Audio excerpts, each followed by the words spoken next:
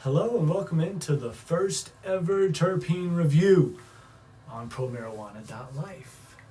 I am TJ Prosolenti. I will be the super fan of all the terpenes that marijuana produces, who will be going into all of them and giving you some details and helping maybe some of the people out there that have certain disorders or issues that maybe they say, oh, I didn't know that. Maybe I can vaporize this product and get those benefits. That's what I'm here for today. I wish and I hope for the day when you customers come into a dispensary and you're no longer asking, hey, I want the strongest THC, I want the weakest THC. No, you're asking, man, I want the most Myrcene, beta-caryophyllene, and man, if you had some humulene, that would be my right now. That makes me go to sleep. Do you have that, sir? And then me to say, oh, I got that, and then you're going to love the variation. I got this, and it has some terpenoline in it. You're going to love it. That's how the experience is going to go. And it's really tough to be asking this right now when a lot of companies that are going to be offering you these terpene, testing results, it's all money off the top from right now, and they're not killing the game. The people at the top are, but there's a lot of people who are not killing it. And I'm sorry to be making something that I love become maybe very popular, and like in Nevada, it's mandatory. Just so you know, this is something mandatory in Nevada, where each product that is smokable will have the terpene results for you that are contained inside of this product. So that you know that, oh wow, this has a lot of limonene. Limonene makes me anxious and in my headspace too much. Well, guess what? Now you can ask the bud tender, hey, I need something with no limonene, please. And you'll get it. And you'll get the great experience from it. So, we're going to get into these terpenes. They are my jam. I love that I get to do this. So, let's jump into the first one ever, and it's the one that is seen the most in the recreational world, especially in the indica world. So let's jump into Myrcene, the mother of all monoterpenes. And there is a beta version and an alpha version. And the alpha is what you see the most of, but there are slight variations in these molecules that make them a beta. So just know that. And then like with pinene, that's the one you're going to really see a lot of. It's just a slight smell difference as well.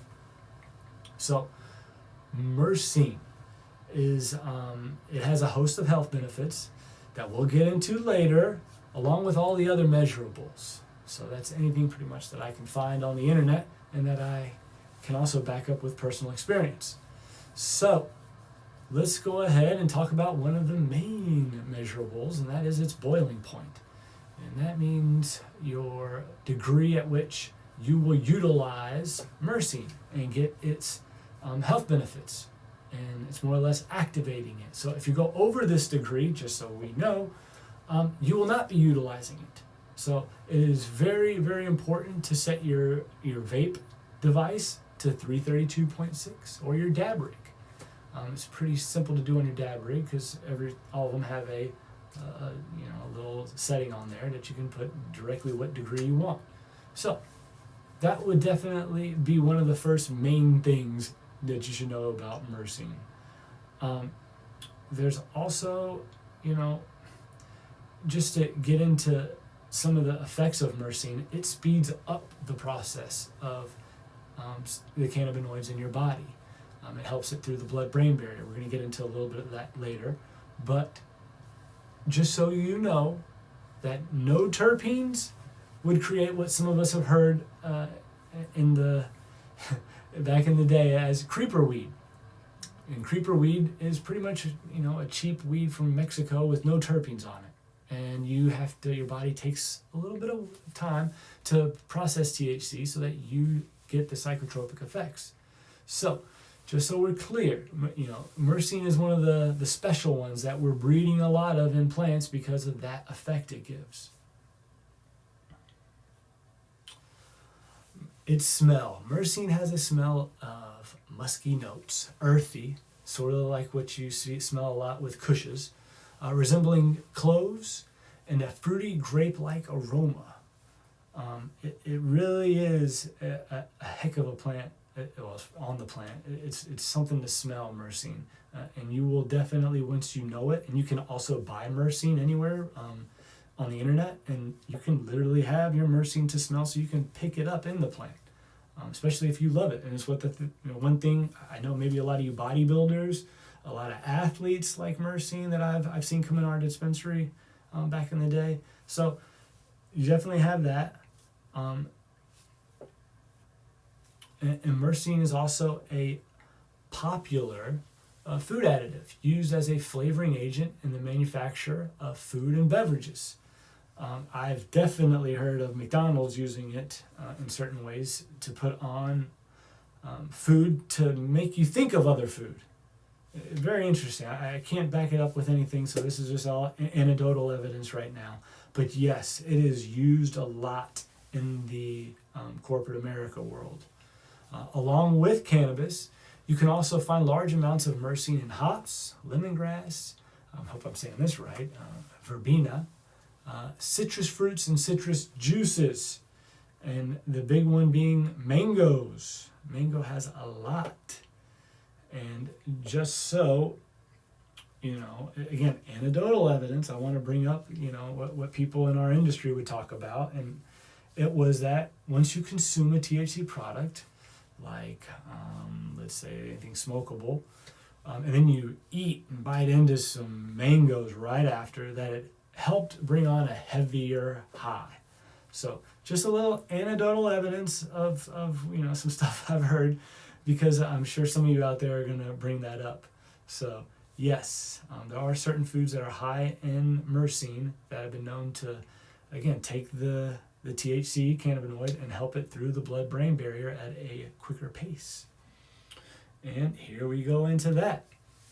Myrcene may also have a role in assisting cannabinoids to be absorbed across the blood-brain barrier, increasing transport into the brain and enhancing psychoactive responses. I can definitely vouch for that, because I've tried a lot of products. Being a manager, a bud tender, a COO of a dispensary, you get to try a lot of samples, and the ones that you knew had something in it, you could be like, wow, this is really, every time I'm noticing this one terpene, I'm feeling it very quickly. So yes, I can vouch for myrcene in these regards. Oh boy, myrcene in the FDA. If anybody is looking, you might find some stuff. And this goes into the synthetic form of some of these terpenes. And we're coming up with all of these crazy things so that we can make food taste a certain way without using sugar and using other things that are bad. And maybe we don't even have to tell people what's on the nutritional label, because it's not one of the things we keep it up with. So it's a little loophole right now using these terpenes, but in this frontiersin.org article, you'll also find out more information about the FDA taking regulatory action to no longer permit the use of beta-myrcene as a food additive. This was due to it possibly causing cancer. The FDA has confirmed that there was no safety concern for beta-myrcene to the public health under the conditions of its intended use. So again, if you use stuff that is food grade, it was fine. It's the synthetic form ones that were getting a bad rap. So that is what I found out. So this pertains to corporate America, again, using terpenes to flavor anything. That's pretty much what is going on right now. We're doing anything to make something taste good without using sugar, because if it has no grams of sugar, it's going to sell more. I think we all can see that. So wanted to, full disclosure there on what I found about myrcene. This was also in there. Let's get into the Karger, I guess that's how you say that, .com stuff. And this is going to help you with knowing, when you see myrcene, some of the effects. So strains high in myrcene, so samples over 0.5%, reference point. Flower produces, at one time Durban poison was the highest flower, producing 4% terpenes on the flower. So 0.5 would be a lot, just so we know. And so I've seen it over 1%. So myrcene does get high. And just so we know, plants now with the breeding we've done have gotten up to, I've heard, 9% terpene content. So that's a little bit there. But the results when they are above 0.5% will result more of a couch lock. Again, the indica effect. And strains lower, so samples below 0.5, would produce more of a energetic high, so more of your sativa effect. And just to get into that, I'm sure I'm going to be doing that a lot. And that is a big debate right now. Is anything really sativa or indica? We're breeding them so much, these plants. And a lot of it is happening, and we're not even trying because of all the stresses we put these plants through indoors. And then all the genetics we're trying to create, and then us taking chances on genetics that aren't stable. There's just so much breeding going on, everybody. So just know that when you are able to have a terpene analyst report in front of you of what the product you are consuming has, that will tell you all you need to know for you and your unique chemistry. Because again, these 100 different terpenes that are found, we were tracking, maybe some of the facilities would track 50. They have a battery that could test up to 50 terpenes. So they were only looking for 50 of the 100 that the plants were producing. So it's a tough one right now. You got to play guinea pig. So the more you can know what is going in your body, the more you will be able to say that particular product, not even strain I'm saying here, that particular product, meaning that harvest of that strain. Israel has found that, and I have found that, if they're testing, that a genetic does not always come out, I'm giving you these terpenes no matter what. I'm giving you these terpenes no matter what. It doesn't come out like that because of all the stresses that go into all these harvests at different points of the year. Heat, cold, employees are out. They didn't get the fan. They didn't get the spray. All these things will go into that finished product. And the terpenes are the sign of that.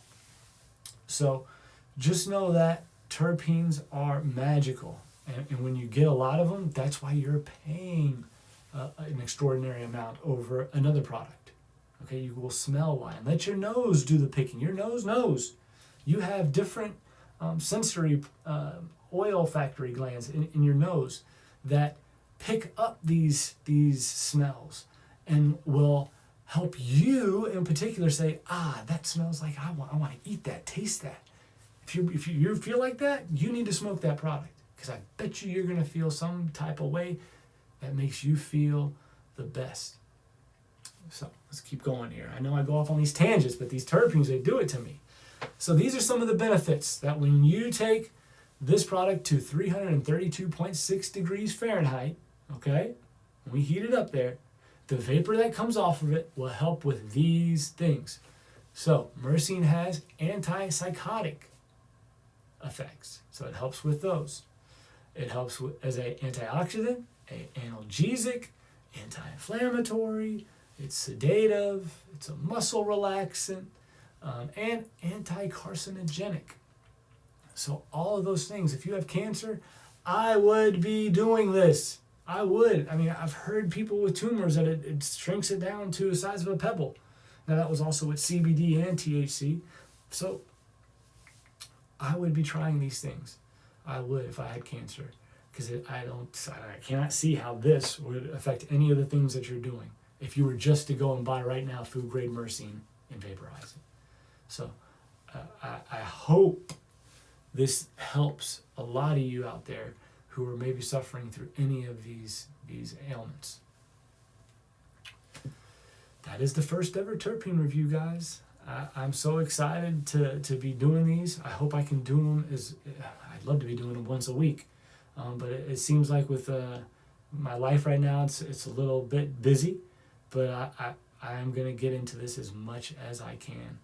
So If anyone's looking to get to the website to look at more information, please reach out. I hope everyone has a great day.